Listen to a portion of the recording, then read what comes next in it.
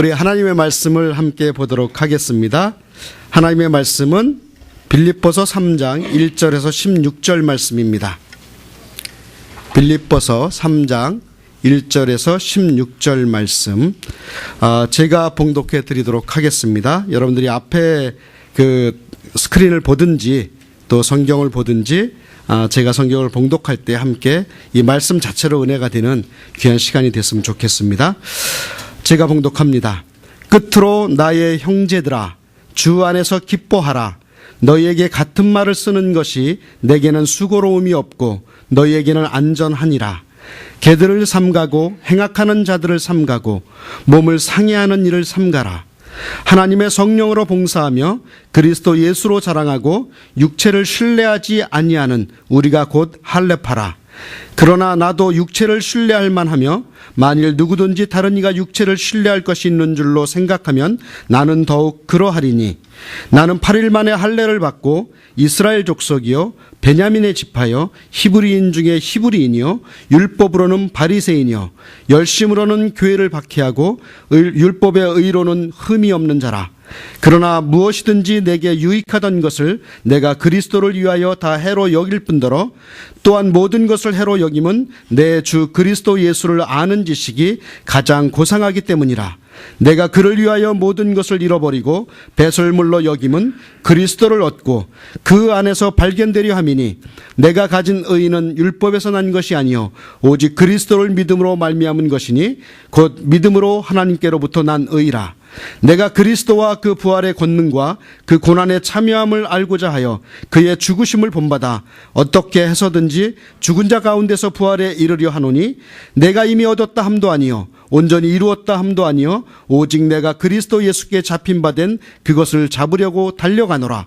형제들아, 나는 아직 내가 잡은 줄로 여기지 아니하고 오직 한 일 즉 뒤에 있는 것은 잊어버리고 앞에 있는 것을 잡으려고 표대를 향하여 그리스도 예수 안에서 하나님이 위에서 부르신 부름의 상을 위하여 달려가노라. 그러므로 누구든지 우리 온전히 이룬 자들은 이렇게 생각할지니 만일 어떤 일에 너희가 달리 생각하면 하나님이 이것도 너희에게 나타내시리라. 오직 우리가 여기까지 어디까지 이르렀든지 그대로 행할 것이라. 아멘. 예, 제가 성경 봉독을 다 한 이유 중에 하나는요, 지난 주간에 어떤 분이 전화를 하셨어요. 저희 교회 CD를 듣는데 말씀을 저하고 여러분들과 교독을 하잖아요. 그럼 제가 읽는 말씀은 녹음이 되고 여러분들이 읽는 말씀은 녹음이 안 돼서 본문을 잘 알 수 없다고 가능하면 좀 제 목소리로 녹음을 해서 본문을 다 들을 수 있도록 해달라고 그래서 이제 오늘서부터는 아무래도 그분의 부탁이 있기 때문에 성경 봉독을 여러분들이 같이 이제 교독하는 것보다는 주일날은 이렇게 서로 제가 그냥 봉독을 하는 거로 그렇게 하겠습니다. 예, 뭐 그러는 날이 첫날이라 오늘 굉장히 본문이 길어갖고 힘들었습니다. 예, 오늘은 이제 우리가 지난 그 1월부터 치유와 회복 시리즈로 계속적으로 말씀을 나누었습니다. 그래서 오늘은 이제 치유와 회복 시리즈 10번째 마지막 요 시리즈를 끝내고요. 원래 광고에는 여러분들이 그 팔복 시리즈를 다음 주로 하는 것으로 광고가 됐는데 우리 사역자들하고 같이 회의하다가 한 사역자께서 좋은 아이디어를 저에게 주셔서 부활절 전까지, 그러니까 4월 5일 전까지는 제가 다른 주제를 가지고 말씀을 전하고 4월 두 번째 주부터 팔복 시리즈를 그렇게 설교를 할 수 있도록 그렇게 진행하도록 하겠습니다. 오늘은 그래서 마지막으로 기쁨 회복이라고 하는 말씀을 주제를 가지고 이제 치유와 회복 시리즈를 마무리할까 합니다. 내 영혼의 샴페인이라고 하는 책이 있습니다.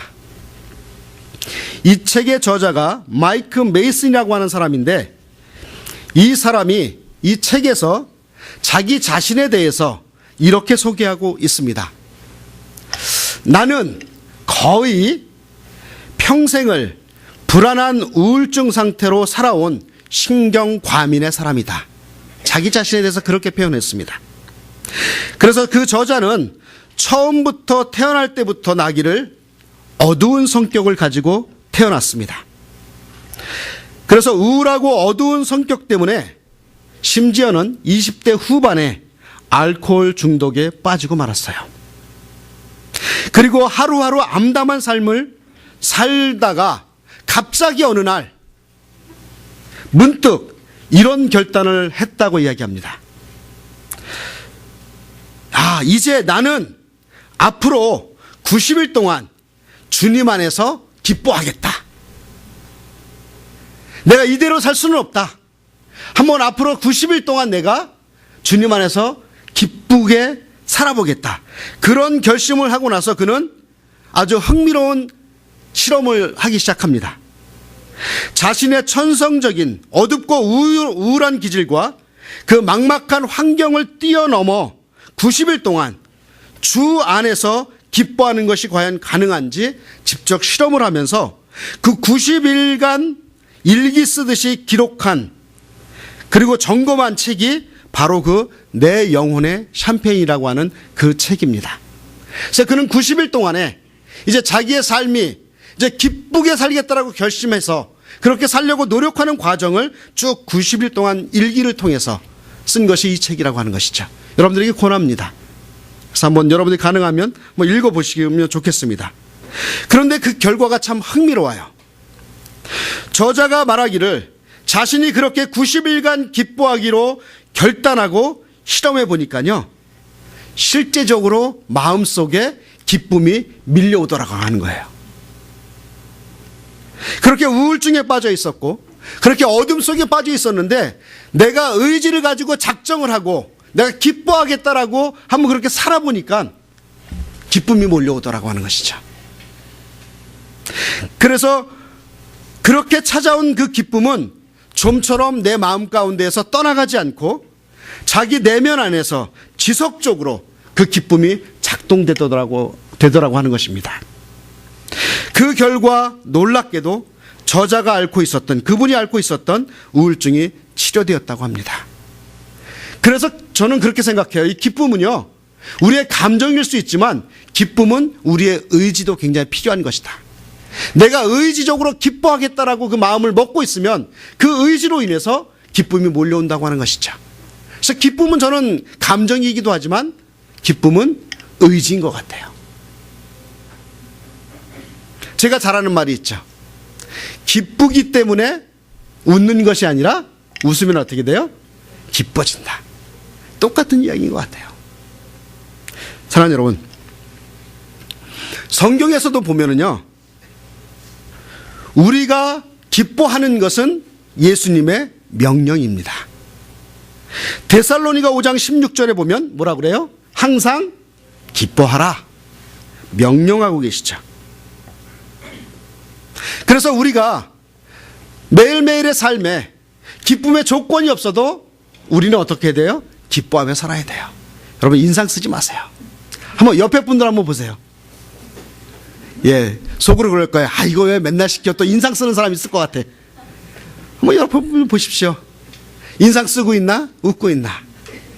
의지적으로 웃으세요. 의지적으로 기뻐하세요. 그러면 기쁨이 밀려올 줄 믿습니다.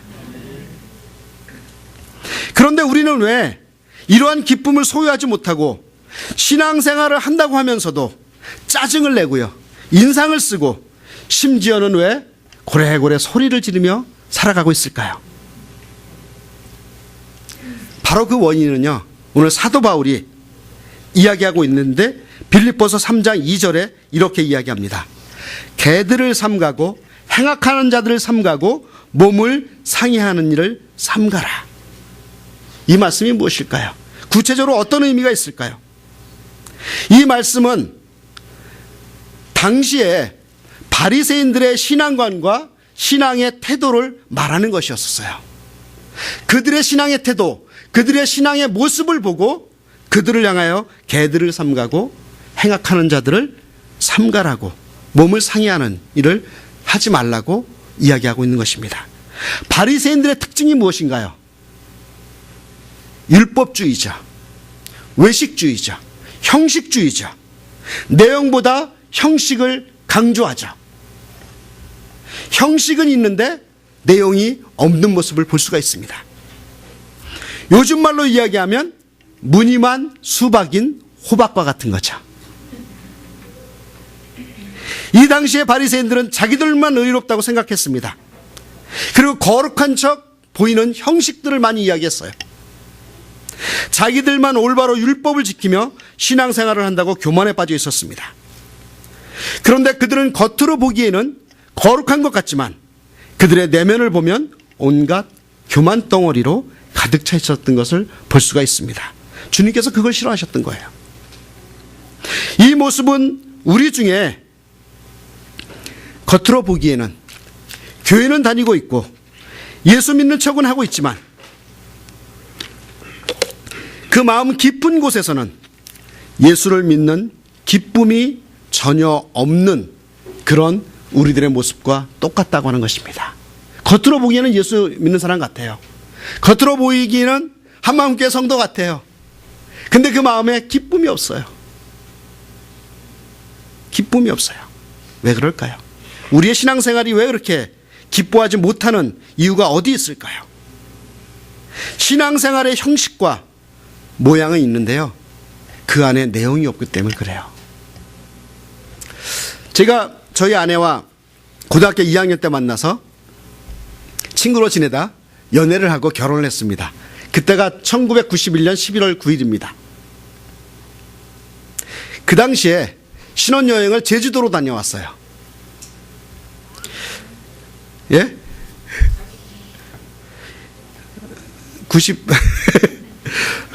왜 남의 그 결혼 기념일을 바꾸고 그러세요? 깜짝 놀랐습니다. 제가 그 80년대 제가 결혼했었나? 제주도로 다녀왔습니다. 근데 신혼여행을 가면은요, 가장 많이 하는 것 중에 하나가 뭐냐면 사진 찍는 일이에요. 저희를 안내를 해주던 그 여행 가이드가 있었는데 그 가이드 겸 기사 아저씨가 같이 저희들을 데리고 가면 유명한 장소만 가면 영락 없이 제일 먼저 하는 게 뭐예요? 저기 쓰라고, 사진 찍으라고. 그러다 보니까 그분 따라다니다가 사진을 찍느냐고 정신없이 거기에 풍경을 보거나 또 어떤 그 벌어지는 그 환경에 대해서 그것을 음미하거나 심지어는 저희 아내와 의미 있는 대화의 시간을 가질 수가 없었어요. 일생에 한 번밖에 없는 그 신혼여행을 사진 찍느냐고 허겁지겁 보내고 돌아왔습니다. 그런데 재밌는 거는요, 제주도 신혼여행을 다녀온 사람들의 그 신혼여행 사진을 보면 하나같이 저와 똑같은 장소에서 똑같은 거의 비슷한 포즈에서 사진을 찍었더라고요. 신혼여행이라고 하는 것은 아내와 제가 앞으로 부부로서 어떻게 살아가야 할 것인가, 우리의 삶을 어떻게 이끌어 갈 것인가, 서로 한평생 서로 사랑하며 살아가겠노라고 고백을 나누는 그런 귀한 중요한 시간이죠. 근데 사진을 찍다 보니까 끝나더라고요. 사진이라는 형식보다 서로 둘의 사랑의 고백이 더 중요한데 그렇지 못했던 그런 모습이 있습니다. 사랑하는 여러분, 신앙은요, 믿음은요, 그런 겉모습보다는 그 내면 속에 들어있는 내용이 중요합니다.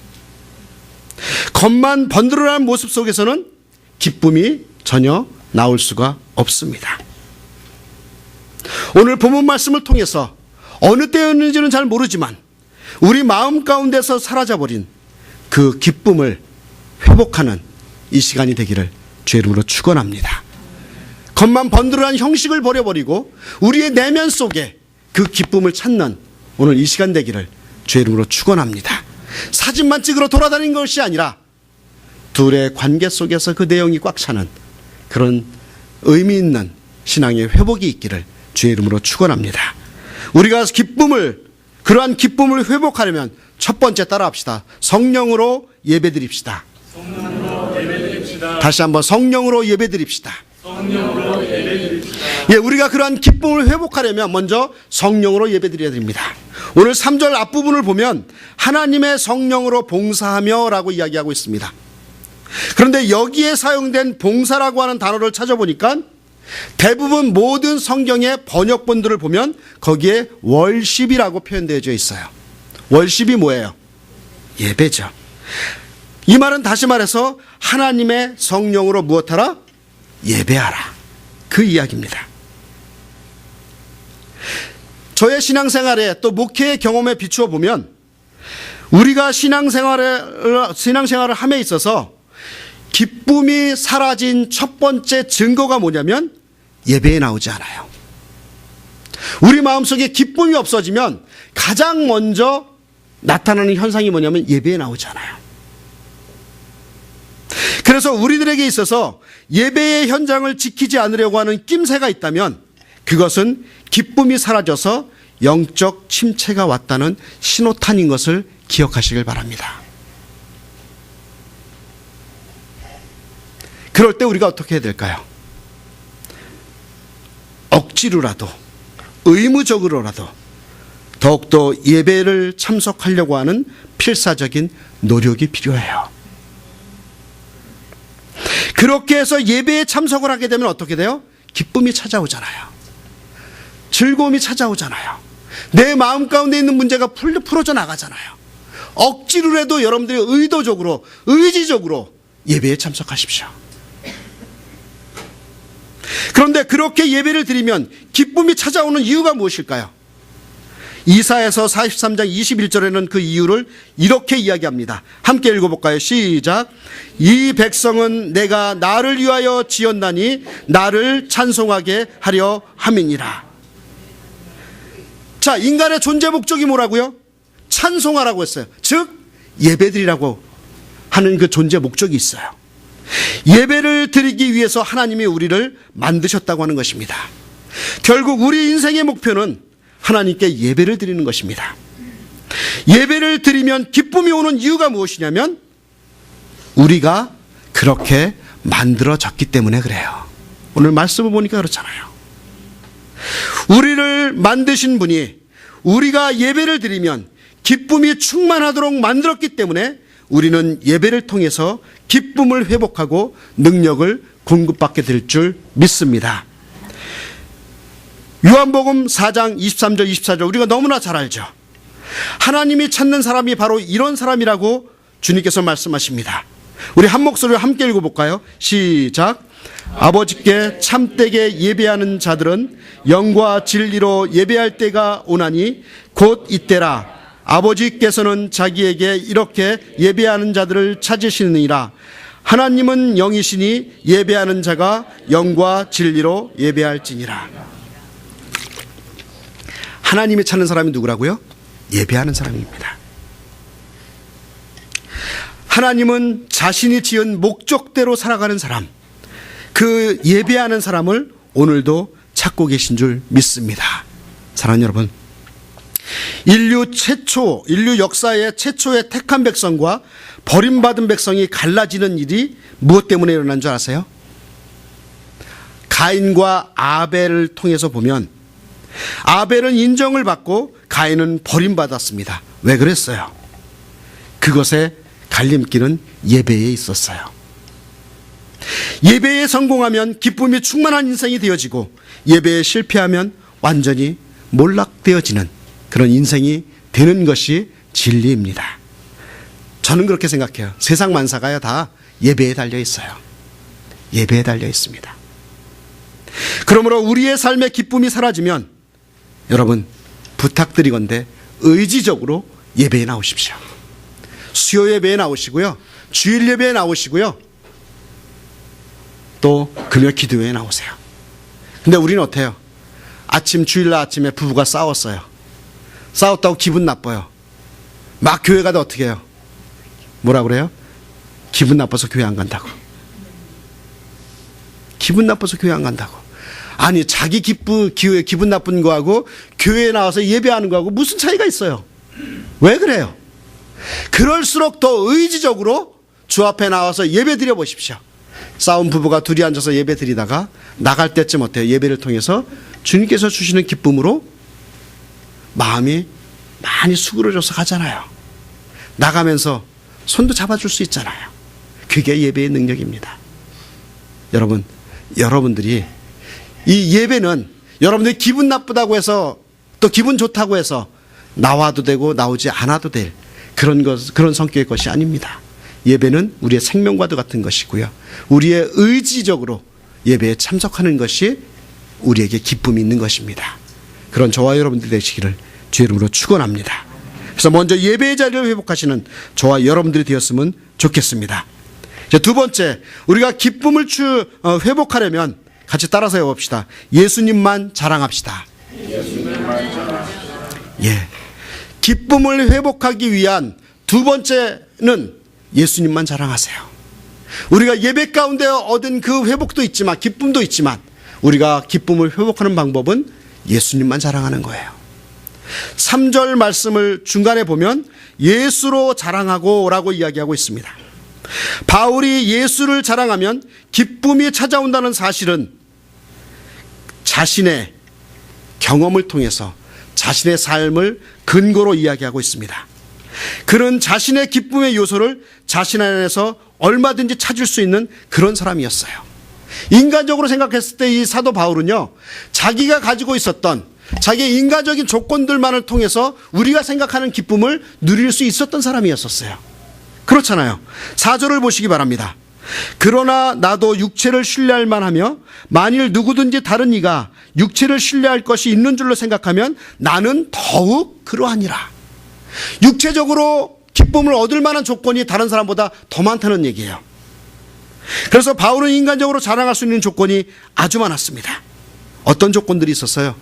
5절 말씀을 보면 그의 출생의 시작이 보통 유대인과 달랐습니다. 뭐예요? 내가 8일 만에 할례를 받고, 할례를 받았다고 하는 것은 아주 전통이 좋은 유대적 종교적 집안에서 성장했다는 것입니다. 그리고 뭐라 그래요? 이스라엘 족속이요 베냐민 지파요. 이스라엘 족속이란 아브라함과 이삭과 야곱의 직계 후손이라고 하는 것이죠. 또한 12지파 가운데 가장 명문 지파인, 명문 가문인 베냐민 지파라고 하는 것입니다. 베냐민 족속의 자녀라고 하는 것이죠. 또 히브리인 중에 히브리인이요. 그래서 바울은 순수한 히브리인의 혈통을 가지고 태어났다라고 자랑하고 있는 것이에요.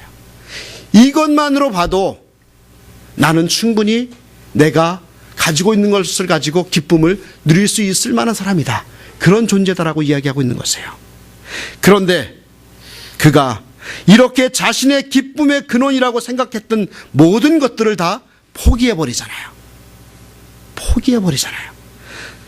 7절부터 9절 상반절을 우리 함께 읽겠습니다. 시작.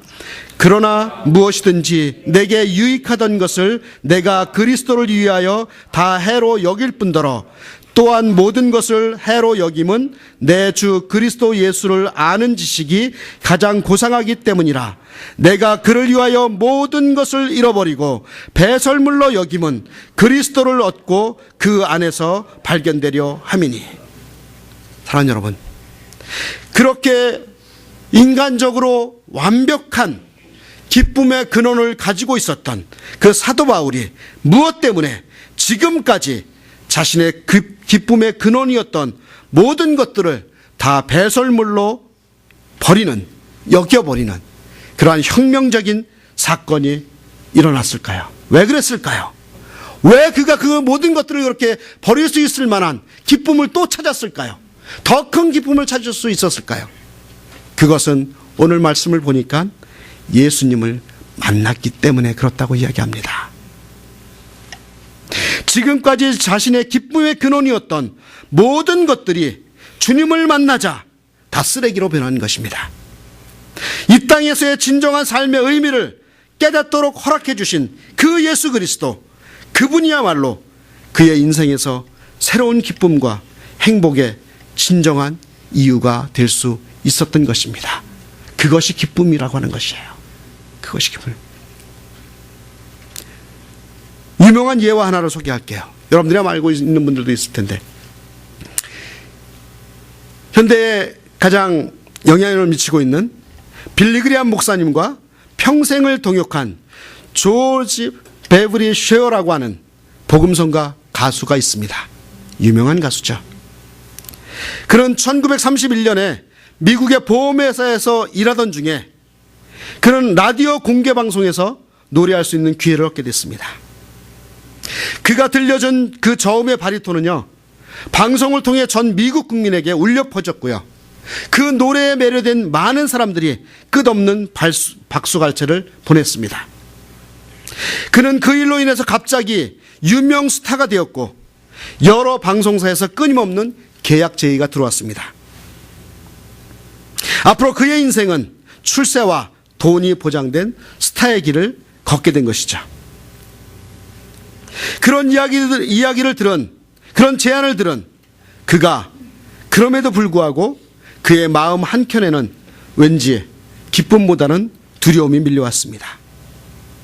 그래서 그 두려움을 참을 수가 없어서 머리 숙여 기도합니다. 그런데 그가 그렇게 기도하던 시간에 그의 어머니가 사랑하는 아들에게 편지를 보냅니다. 그 편지지에는 어머니가 자주 애송했던 밀러 부인이라고 하는 그 부인의 성씨가 쓰여져 있었어요. 그래서 그는 그 성씨를 조용히 읽다가 감동을 받고 뜨거운 눈물을 흘립니다. 그리고 나서 그 뜨거운 눈물을 흘리면서 감동을 받은 그 내용을 가지고 이제 멜로디와 가사를 종이에 써나가기 시작해요. 그 가사가 어떤 찬송인지 아십니까? 주 예수보다 더 귀한 것은 없네. 이 세상 부귀와 바꿀 수 없네. 영 죽을 내 대신 돌아가신 그 놀라운 사랑 잊지 못해. 세상 즐거움 다 버리고 세상 자랑 다 버렸네. 주 예수보다 더 귀한 것은 없네. 예수 밖에는 없네. 1983년 네덜란드의 암스테르담에서 그가 이 찬양을 했을 때 수많은 사람들이 일어나 박수갈채를 보냈습니다. 그 모였던 장소가 떠나갈 정도로 박수갈채를 보냈어요. 그리고 나서 그 박수갈채가 끝난 후에 그가 남긴 한마디가 모든 사람들을 숙연케 했습니다. 무엇이라고 남겼을까요? 이런 이야기를 했습니다. 사랑하는 여러분, 여러분들이 보내주신 뜨거운 박수갈채 감사합니다. 감사합니다. 그러나 나는 여러분이 보내주신 이 박수갈채와 예수 그리스도를 절대로 바꾸지 않겠습니다. 아멘. 이것이 예수 자랑이에요. 이것이 진정한 하나님께서 주시는 기쁨입니다. 사랑하는 여러분, 지금까지 살아온 여러분의 인생을 한번 살펴보십시오. 하나님께서는 우리에게는 기뻐할 수 있는 수많은 조건들을 우리에게 주셨어요. 사랑하는 아내도 주셨고요, 듬직한 남편도 주셨고요, 참 귀한 자녀들도 주셨습니다. 부모님도 주셨고요, 직장을 주셨고요. 많은 것들이 우리의 기쁨이 될 수 있습니다. 또 기쁨입니다. 그런데요, 여러분, 이런 정도의 기쁨은요, 얼마든지 불신자들도 누릴 수 있는 기쁨이에요. 그렇잖아요. 믿지 않는 사람들도 좋은 아내 얻을 수 있어요. 남편 얻을 수 있어요. 그것이 기쁨이 될 수 있습니다. 어떤 데 보면 믿지 않는 자녀들이 더 잘 되는 것 같아요. 똑같이 누릴 수 있는 기쁨이에요. 믿지 않는 사람들이나 저희들이나 누릴 수 있는 똑같은 기쁨이에요. 그러나 우리 그리스도인이요, 저와 여러분들이 그 세상 사람들보다 더 기뻐할 수 있는 유일한 이유가 한 가지가 있다면 그것은 바로 예수 그리스도입니다.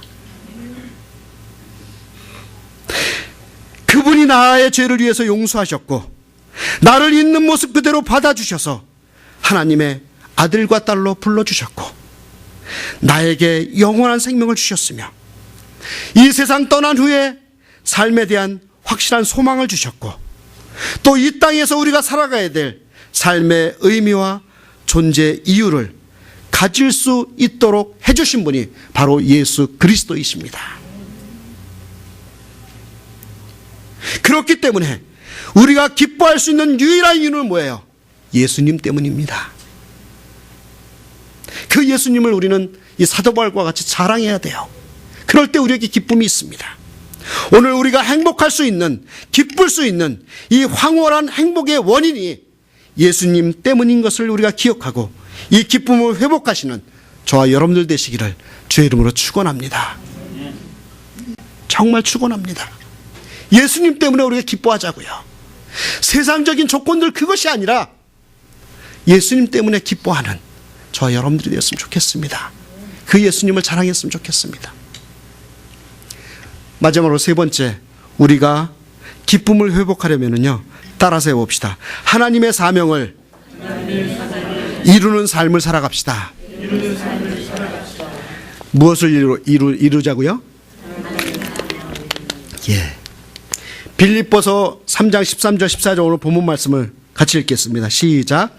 형제들아, 나는 아직 내가 잡은 줄로 여기지 아니하고 오직 한 일, 즉 뒤에 있는 것은 잊어버리고 앞에 있는 것을 잡으려고 푯대를 향하여 그리스도 예수 안에서 하나님이 위에서 부르신 부르심의 상을 위하여 달려가노라.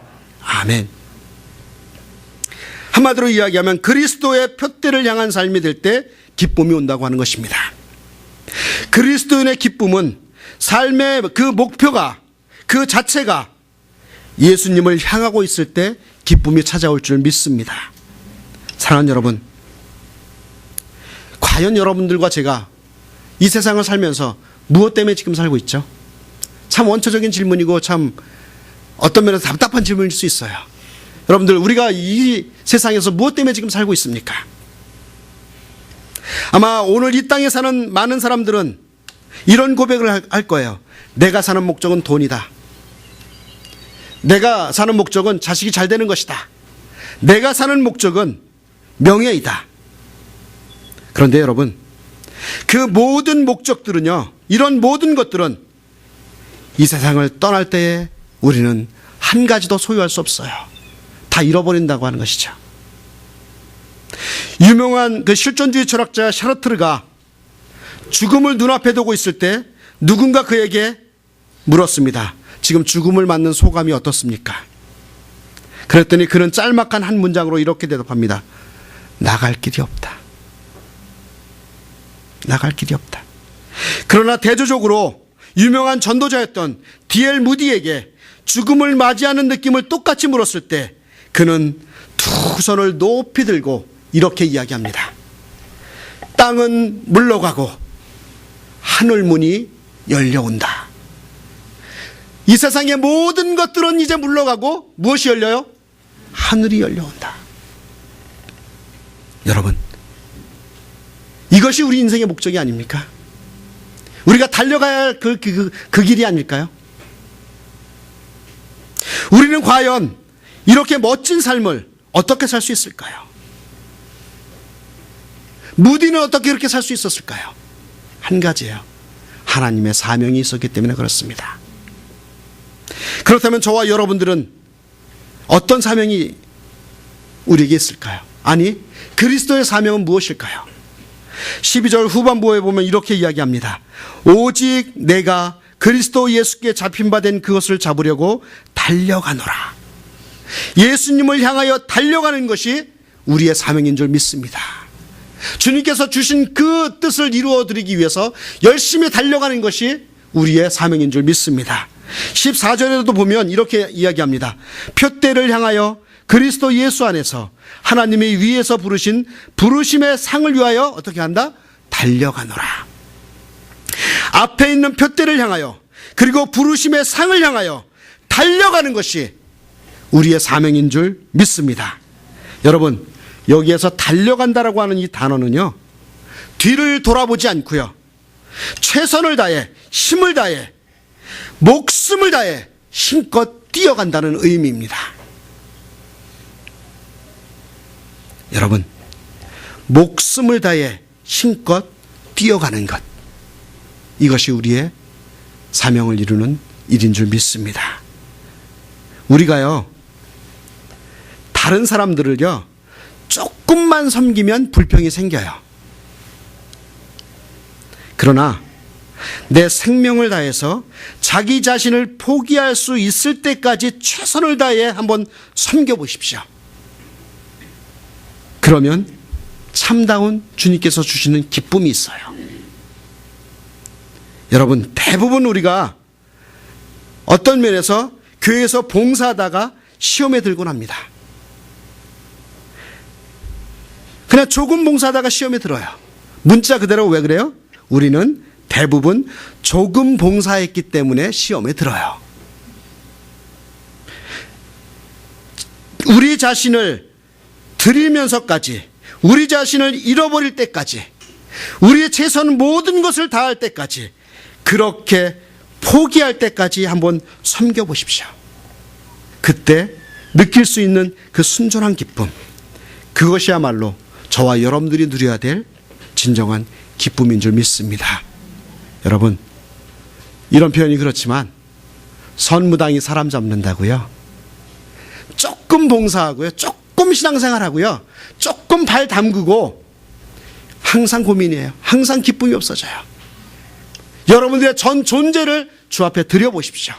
최선을 다해, 힘을 다해 우리 성도들을 섬기고 하나님의 교회를 섬기고 우리가 속해 있는 이 루이빌 땅을 최선을 다해서 섬겨보십시오. 죽을 힘을 다해서 한번 섬겨봅시다. 그것이 우리의 사명입니다. 그럴 때 주님께서 주시는 기쁨이 있을 줄 믿습니다. 그럴 때 우리 한마음교회 공동체를 많은 사람들이 바라보며 그 공동체를 향하여 달려나올 수 있는 귀한 영혼들이 될 줄 믿습니다. 마지막으로 예화를 하나 말씀드리고 설교를 마칠까 합니다. 참 아름다운 간증의 이야기인데요. 미국의 샌루이스를 여행하던 한 사람이 있었습니다. 그런 여행 중에 주일을 맞게 돼서요, 근처에 예배드릴 교회를 물색하게 됩니다. 마침 자동차를 운전해 가다 교차로를 만나요. 교차로에 보니까 한 경찰관이 있어요. 그 경찰관에게 이렇게 묻습니다. 이 근처에 예배를 드릴 만한 교회가 있습니까? 좀 추천해 주세요. 그랬더니 그 경찰관은 친절하게 어떤 교회로 가는 길을 자세하게 소개해 주었습니다. 그런데 이 사람이 그렇게 소개받은 교회로 가는 도중에 이상하다는 생각이 들었어요. 그 이유가 무엇이냐면 그 소개받은 교회보다 더 가까운 곳에 의리의리한 좋은 교회가, 이렇게 겉으로 보기에 좋은 교회가 여러 교회가 있었기 때문에 그래요. 그렇지만 이제 이 경찰관이 소개한 그 교회를 찾아가서 이 사람이 예배를 드렸습니다. 그리고 예배를 마치고 나오는데 마침 자신에게 그 교회를 소개해 주었던 경찰관이 여전히 그 교차로에 서 있었습니다. 그래서 그는 경찰관에게 가서 물었어요. 아니, 아저씨 그랬겠죠? 사실 당신이 소개한 그 교회를 향해서 가다 보니까 더 가까운 곳에 건물도 좋고 아름다운 교회가 여러 개 있는데, 그렇게 많이 있는데 왜 하필이면 그 교회를 소개시켜 주셨습니까? 라고 그렇게 경찰관에게 물어봤더니 경찰관이 이런 대답을 합니다. 예, 사실은요, 저도 그 교회를 가본 적이 없습니다. 가본 일이 없어요. 그런데 제가 이곳에서 수년간 교통정리를 하다 보니까 그 교회 교인들의 얼굴이 가장 밝고 기뻐했습니다. 그래서 제가 그 교회를 소개한 것입니다. 사랑하는 여러분, 그 교회 성도가 그리스도 안에서 기쁨 가운데 그 기쁨을 누리며 살아가니까 이렇게 복음이 증거되어지는 것입니다. 사랑하는 여러분, 우리 이 치유와 회복 시리즈를 설교를 마치면서 다시 한번 결심합시다. 의지적으로 결심합시다. 이제 슬퍼하는 것이 아니라 기뻐하리라. 자, 우리 한번 같이 두 손을 딱 잡고서 나는 기뻐하리라. 다시 한번 이를 악물고 힘 꽉 주고요. 그래 갖고는 안 돼요. 자, 나는 기뻐하리라.